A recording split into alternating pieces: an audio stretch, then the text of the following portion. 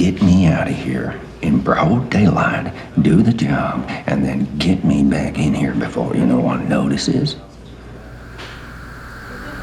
Yep. Meet Jimmy Logan, a former football star and devoted father, passionately sharing the lyrics of Country Roads by John Denver with his bright-eyed daughter, Sadie. Once a promising athlete, Jimmy's career was cut short by a foot injury, and now he works fixing sinkholes at a construction site. His phone service is often disconnected because he can't afford the bill, but he refuses financial help, even from his ex-wife. Sadie, his witty and talented daughter, is preparing for a beauty pageant. Meanwhile, despite being hardworking, Jimmy loses his job due to his limp. Jimmy, I'm just gonna say it. I gotta let you go. Determined to be a good father, he heads to his sister Millie's salon to pick up Sadie for her dance practice in Charleston, only to find out he has the wrong day. After realizing his mistake, he goes to his ex-wife Bobby Jo's house, where she lives with her wealthy new husband and their twin boys in a large mansion.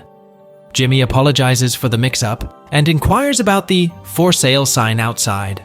What's up with the sale sign out there?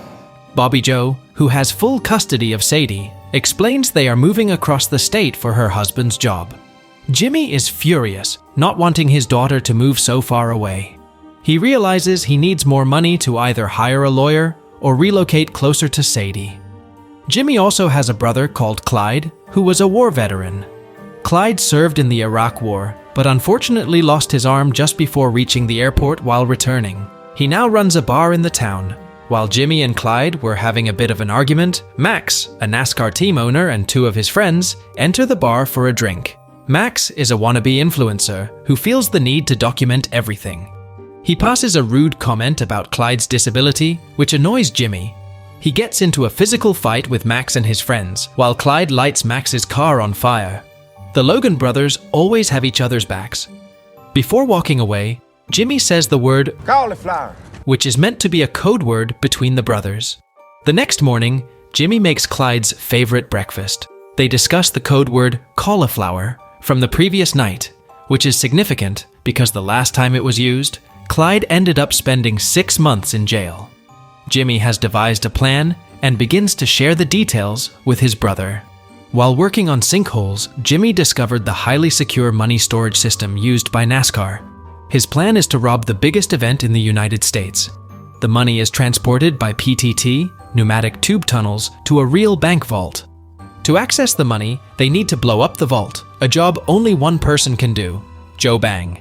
The brothers visit Joe Bang, who is currently in prison for his previous bank vault escapades. Although Joe is intrigued by the proposal, he initially turns it down because he is already in jail and has safety money stashed away for his release. Unfortunately, his stupid brother informed his wife about the stash and she ran away with the money. Joe agrees to help them after Jimmy reveals that the sensors around the Carvin Hill vault are turned off. Joe has one condition: his brothers, Fish and Sam, must be included in the plan. At the Easter Fair, the Logan brothers meet up with the Bang brothers and share only the surface details of their plan.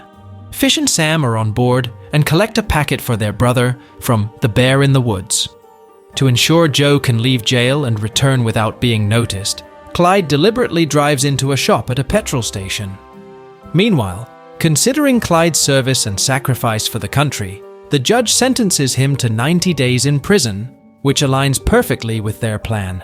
While Joe and Clyde work on the logistics, Jimmy continues to be a devoted father to Sadie, taking her to the salon and helping her with her self-tan.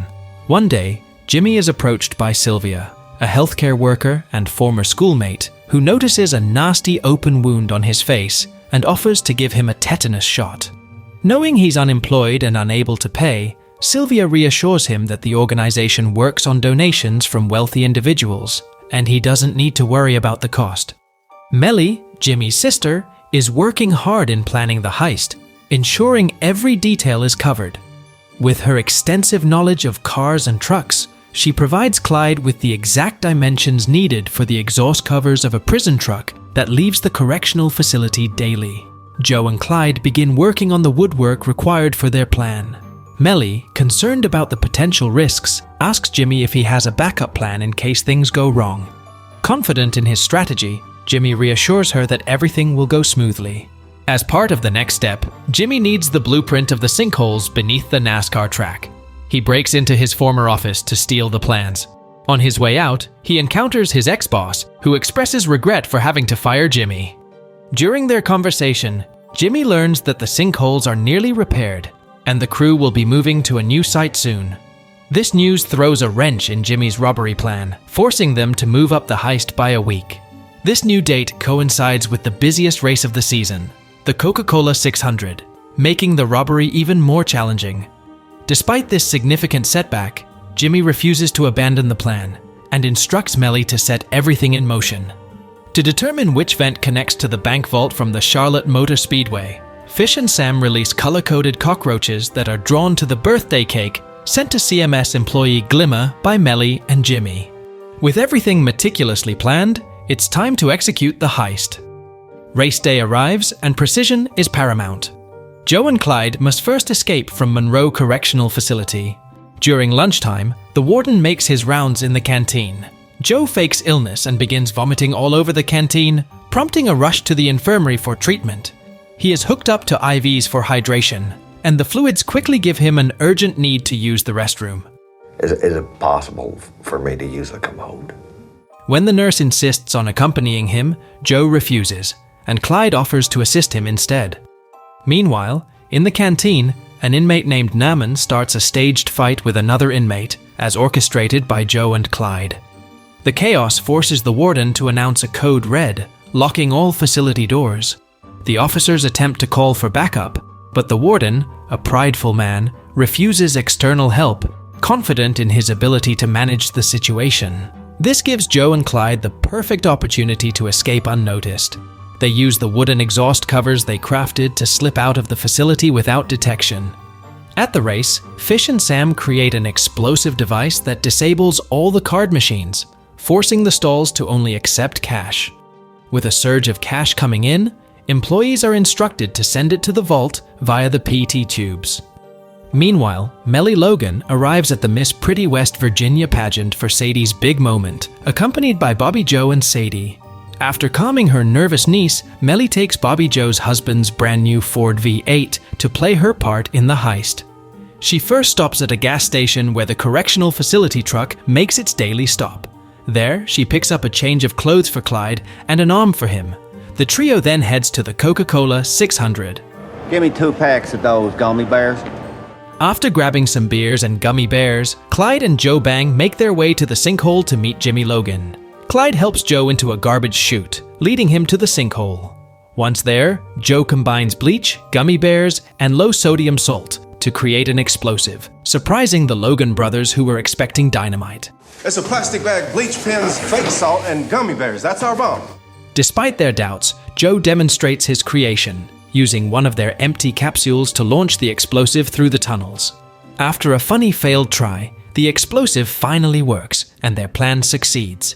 The explosive does its job, but smoke starts coming out of the tubes into the stalls. Jimmy quickly hooks up a big vacuum to the tubes to suck up all the money from the vault. In the process, Joe accidentally sucks up Clyde's prosthetic arm too. Clyde panics and frantically searches for his arm, worried that the robbery might be traced back to him. Jimmy calms him down and promises to get the arm back, while continuing to fill large trash bags with cash. Fish and Sam drive the bags to Jimmy's truck, but the gate blocking their way won't open. After a while, Joe comes out to see what's wrong and tries to break open the gate. Meanwhile, the smoke from the vault has spread to the stalls, causing one to report the issue to HQ.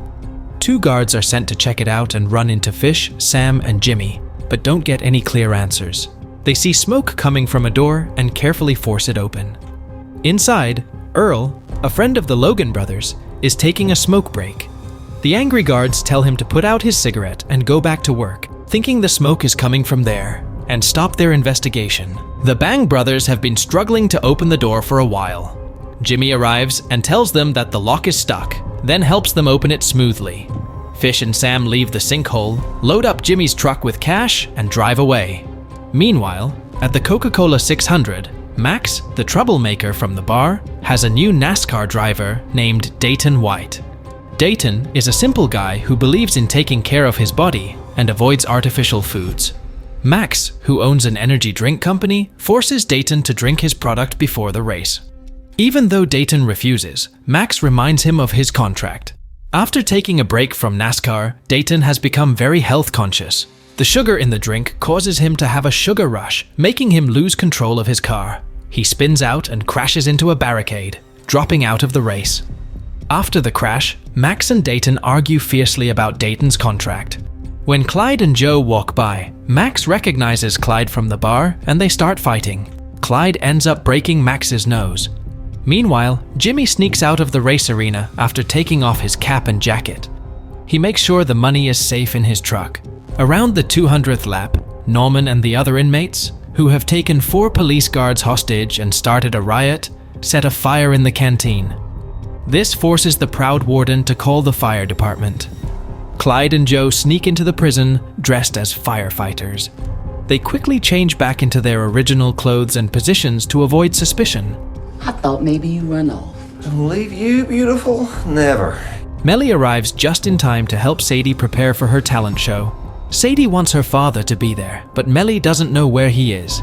Sadie is ready to sing Umbrella by Rihanna. As she looks out at the audience from the stage, she spots her father.